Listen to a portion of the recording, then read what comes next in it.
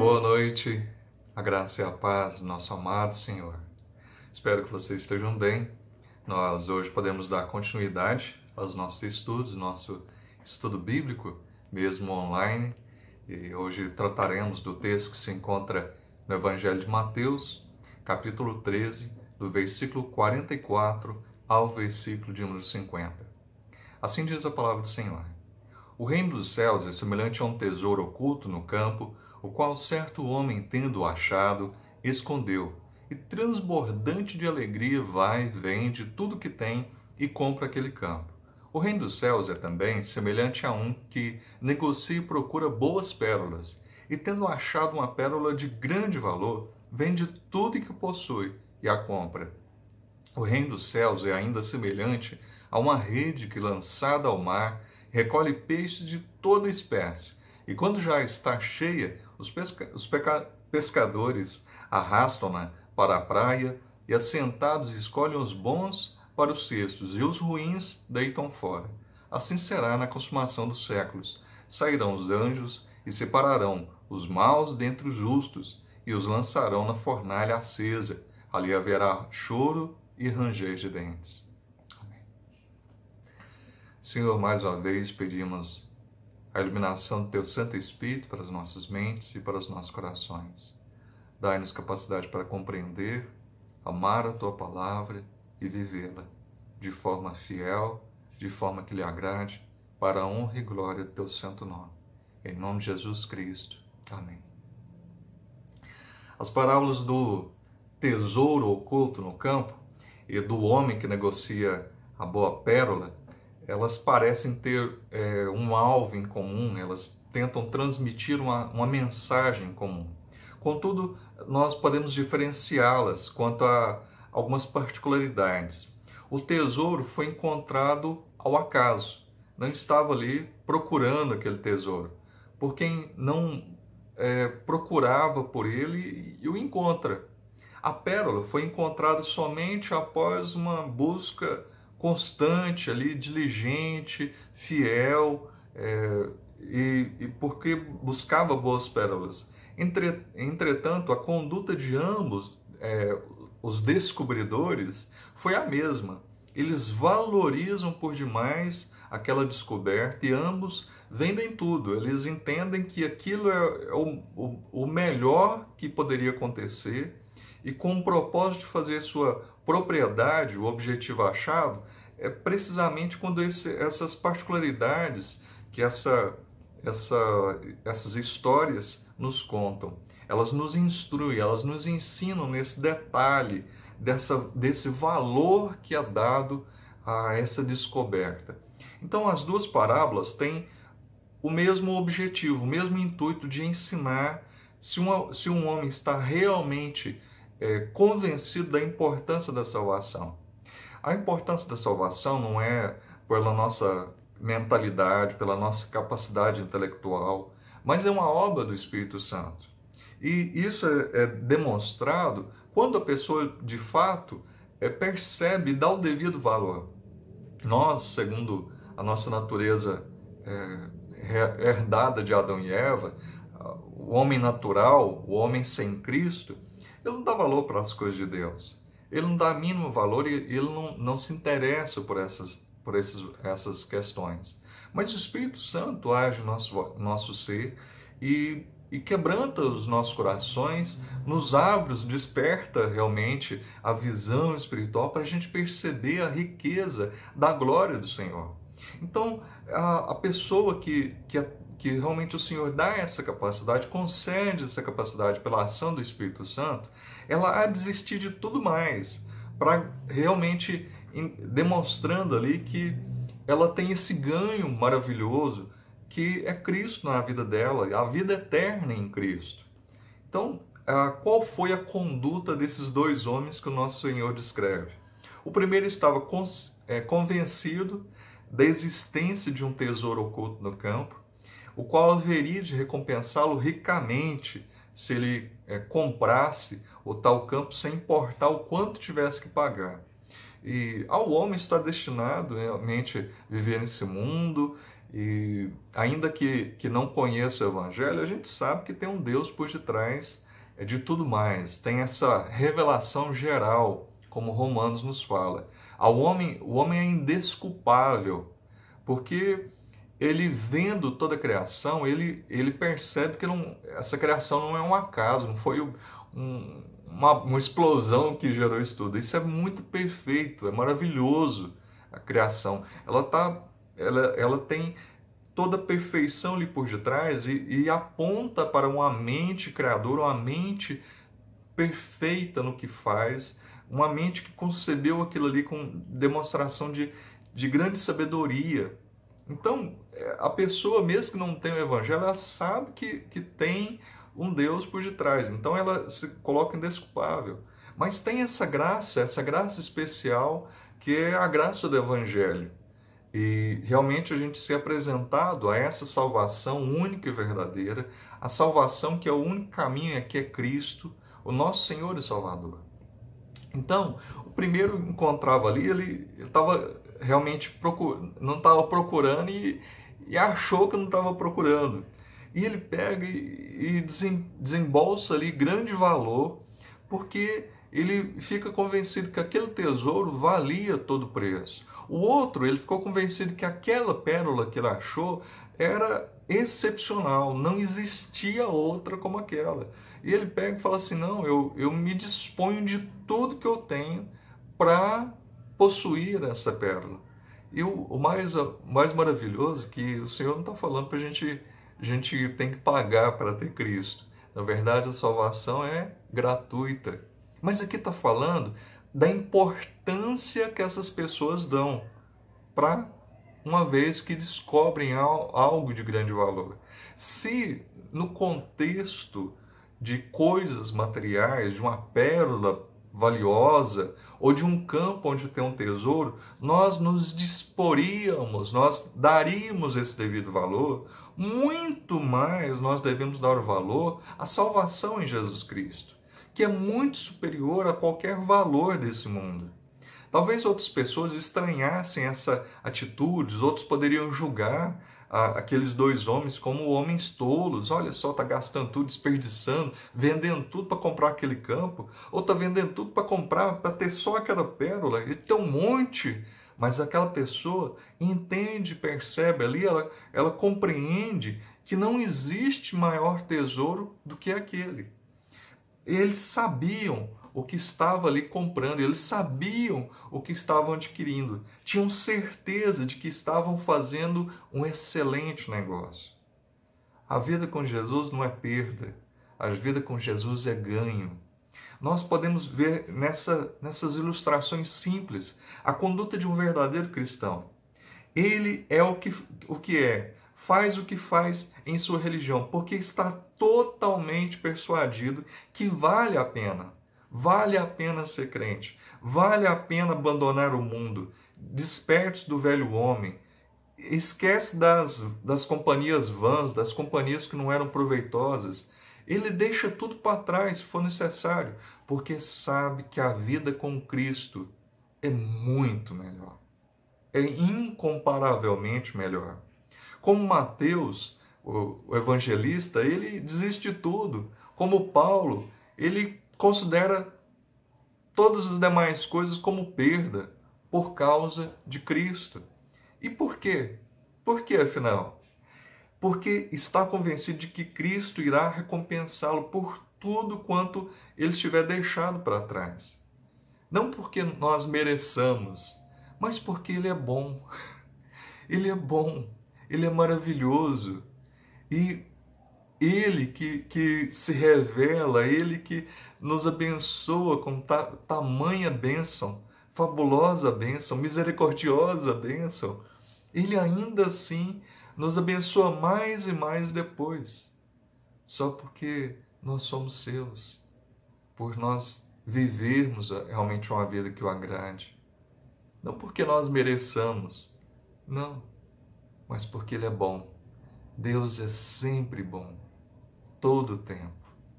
Nós podemos observar nessas duas parábolas a verdadeira razão para a conduta de muitas pessoas também não convertidas. em se tratando de religião, elas são o que são porque não estão completamente persuadidas de que vale a pena ser crente, que vale a pena ser diferente. Essas pessoas, elas olham para o cristão, ou para o ser cristão, para Cristo, e falam, não, isso é perda, eu prefiro ficar na vida como eu estou, eu prefiro continuar do jeito que eu estou. Ah, não, isso aí eu vou ter que deixar de muitas coisas, eu vou ter que mudar muitas coisas. Eles acham isso. Mas essas mudanças, esse deixar, é algo muito natural. Porque, na verdade, essas coisas são mínimas. São pérolas de pequeno valor perto de uma preciosa e maravilhosa. Um tesouro valiosíssimo perto de uns poucos centavos que esse mundo, essa vida sem Cristo nos ofereciam.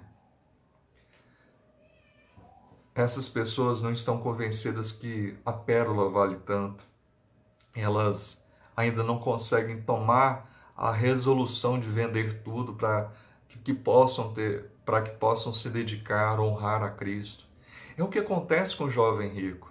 Quando o Senhor pega, e aquele jovem pega e fala, Senhor, eu tenho feito tudo, eu sou uma pessoa excelente, maravilhosa, eu obedeço à lei, eu sou uma pessoa muito boa, eu tenho obedecido toda a lei.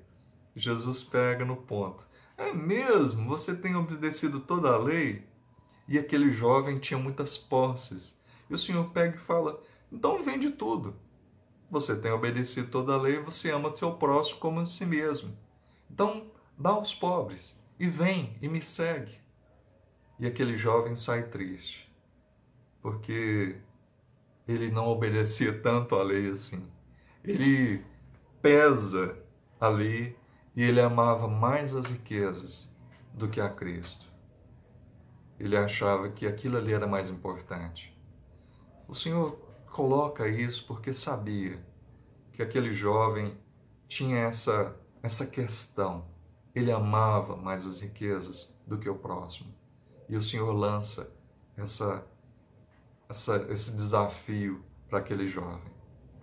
Quando alguém não se dispõe a abrir mão de tudo, quando não entende isso, que ao negar-se mesmo, que nada pode ser mais valioso do que a nossa vida com Cristo, que nosso dever primário, amar a Deus acima de todas as coisas, prestar culto somente a Ele. Mas o homem hoje tem amado todas as demais coisas e cultuado todas as demais coisas.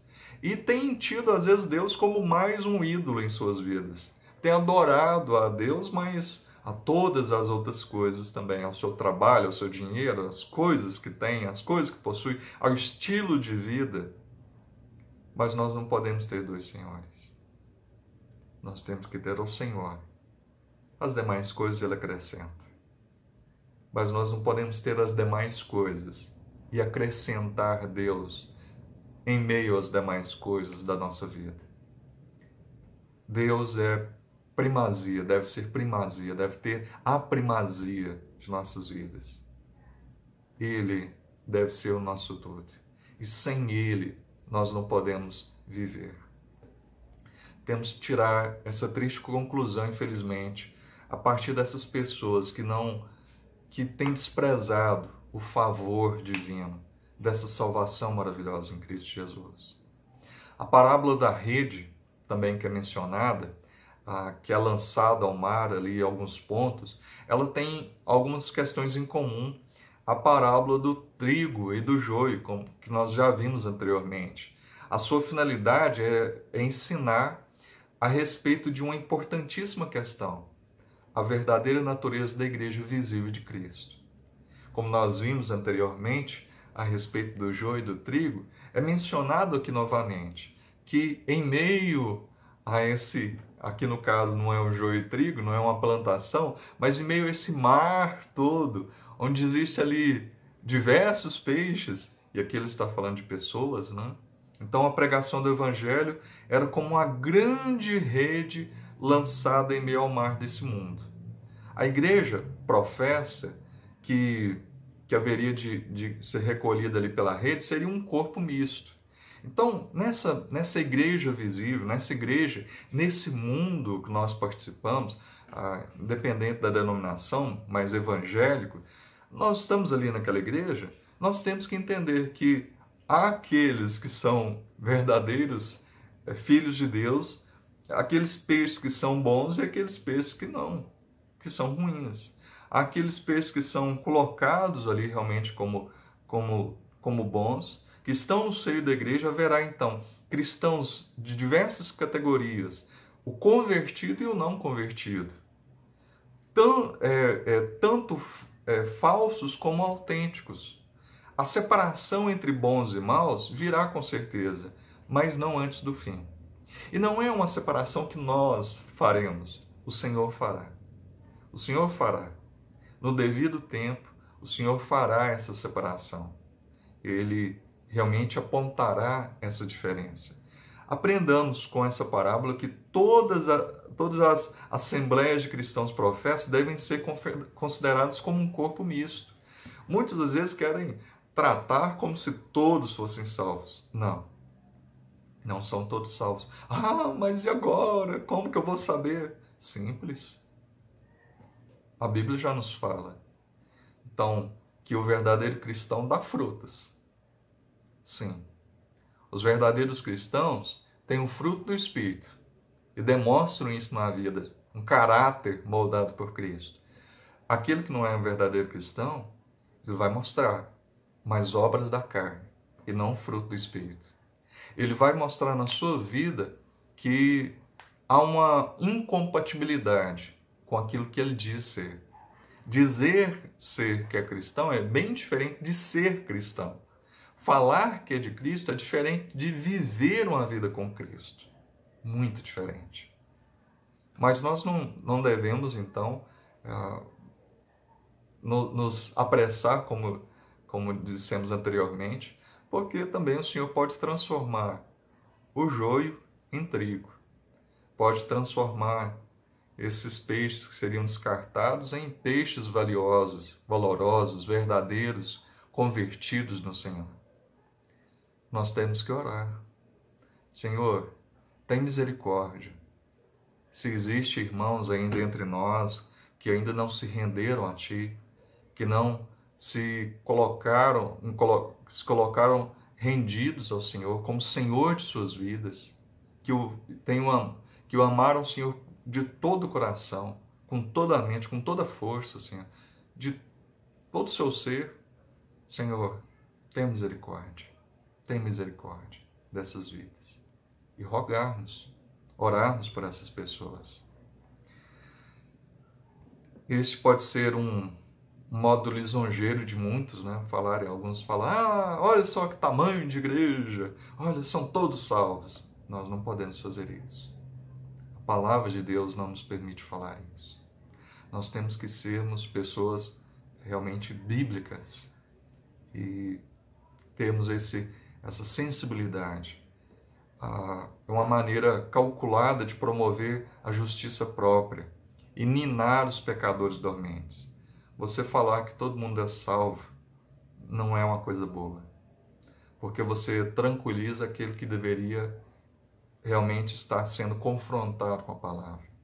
Você falar que está dentro da igreja, está salvo, de igreja estrutura dentro de 4 paredes, não é um bem, é um mal que está fazendo.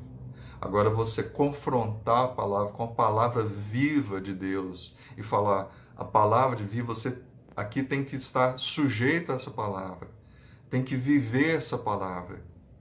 Você tem que rejeitar todas as coisas desse mundo e viver uma vida com Deus. Você tem que ser súdito, não desse mundo, mas você tem que ser membro, súdito do reino de Deus. É uma postura que nós devemos, então, demonstrar.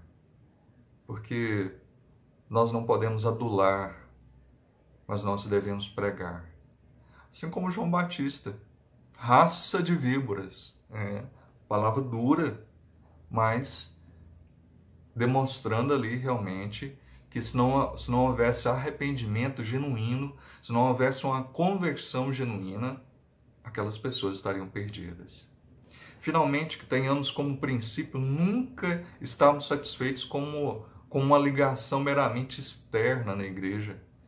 Como já mencionei, por estarmos dentro da rede está tudo bem, mas não pertencer a Cristo. Então, não estejamos à vontade com isso. Estou dentro da rede, está tudo bem. Não. Nem todo peixe dentro da rede está tudo bem. E aí entra a questão também, né? A gente parar para pensar. A gente não pega todo peixe. Tem peixe que está muito pequeno, não desenvolveu. Tem que jogar de novo no rio. O cristão tem que desenvolver também. A gente em Cristo tem que crescer. O Senhor nos chamar e nós estarmos com a vida infantil, imatura. Senhor, nos faz peixes valiosos para o seu reino. Nós sejamos, que realmente tenhamos nos desenvolvido, crescido, amadurecido em graça no Senhor. Nós sejamos, então, precioso aos seus olhos. Milhares de pessoas recebem a água do batismo, sem jamais terem sido lavadas pela água viva. Ser batizado não significa ser salvo. Estar dentro da igreja não significa ser salvo. Prestar culto, participar de um culto não significa prestar um culto. Estar na igreja não significa adorar o Senhor. Há diferenças gritantes. Então, muitos participam da comunhão até da ceia, mas não têm se alimentado na fé em Cristo Jesus, como pão da vida, como água da vida. Somos peixes bons? Esta é a grande pergunta e terá de ser finalmente respondida. Ela tem que ser respondida. Estou me enganando? Se eu tenho me enganado, tenho vivido uma vida mais ou menos, e a vida mais ou menos não é uma vida com Cristo, porque crente não vive em cima do muro, mas o crente ou é de Cristo ou não é. E ou está plenamente em Cristo ou não está. Porque Deus exige de nós não é um pouco da nossa vida. Ele exige tudo. Nós não somos 25% do mundo e 75% de Deus. Ou 50% do mundo e 50% de Deus. Não. Nós temos que ser totalmente do Senhor. Plenamente rendidos a Cristo. Tê-lo completamente como Senhor de todo o nosso viver. Ou nós não temos essa vida com Ele. Dentro em pouco, a rede será lançada e será então trazida ali à praia. E então, o caráter da religião de cada homem será finalmente exposto. Se havia ali um auto-engano, se havia uma tentativa de enganar a outros, de haver maquiar a fé, de estar ali cultivando uma encenação de espiritualidade, porque haverá uma eterna separação, e ali a separação será perfeita, dos bons e dos ruins. Não é que nós somos bons, mas por quem Cristo realmente demonstrou graça e nos trouxe a essa vida.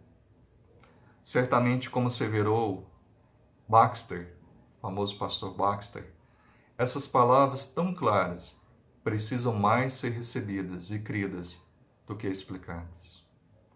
Nós temos que receber essas palavras e aplicá-las. Nós temos que aplicá-las no nosso viver. Não só pegar e entender, falar assim, é bonitinha essa palavra mesmo, não. Tem que entrar pelos nossos ouvidos, ser entendido pelas nossas mentes, chegar ao nosso coração e nos mudar. Pelo Santo Espírito, poderosamente, graciosamente, tremendamente, esteja trazendo, inserindo vida naqueles que estavam antes mortos, naqueles peixes que seriam desprezados, que haja uma transformação, o joio se transforma em trigo, seja então, você perceba que Cristo é tudo, que tudo mais não tem importância se nós não estivermos com Cristo. Os discípulos entenderam isso. Tantos outros cristãos em séculos passados entenderam isso. Que sofreram por Cristo, sabiam que era insignificante o sofrer nesse mundo. Seria breve, seria algo mínimo, perto de toda a bênção, de toda a glória que nos aguardava, que nos aguarda e que os aguardava. Que você, que eu, que todos nos prostremos perante o Senhor, estejamos dando o devido valor, porque graciosamente a palavra do Senhor tem nos sido concedida. Você que está ouvindo essa palavra, dê o devido valor. Dê o devido valor.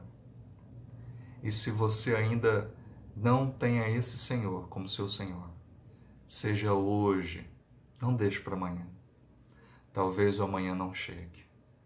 Meu amigo, como diz um hino famoso, meu amigo, hoje tens a escolha, vida ou morte, vida ou morte. O Senhor coloca vida ou morte, bênção ou maldição.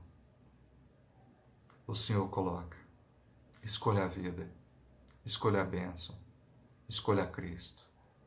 É o melhor que nós temos, é o que mais há de precioso que nós possamos receber. E Ele não nos exige nada, a não ser rendição, confiar, amar, entregar-se. Deus abençoe e até a próxima oportunidade. Até lá. Tchau, tchau.